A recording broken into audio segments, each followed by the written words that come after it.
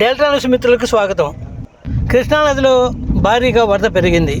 నిన్న ఉదయం 4,90,000 ప్రవహించిన కృష్ణానది ప్రజెంటు ఈరోజు ఉదయం 6,86,000 క్యూసెక్కుల వరద నీటిని ప్రకాశం బ్యారేజ్ నుండి దిగువకు విడుదల చేస్తున్నట్లు బ్యారేజ్ అధికారులు వెల్లడించారు.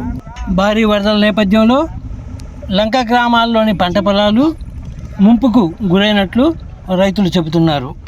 ఇక పై ప్రాజెక్టుల నుంచి రిలీజ్ అయిన వరదను కనుక మనం పరిశీలిస్తే వరద ఇంతకన్నా పెరిగే అవకాశాలు లేనట్లు కనిపిస్తోంది.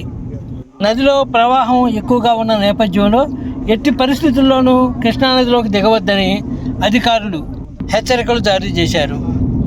ఫ్రెండ్స్, తాజా వార్తల అప్డేట్ కోసం ఇప్పటివరకు మీరు మా ఛానల్ను సబ్స్క్రైబ్ చేసి ఉండకపోతే వెంటనే సబ్స్క్రైబ్ చేసుకోండి. అలాగే మీకు ఈ వీడియో నచ్చితే ఒక లైక్ చేయండి.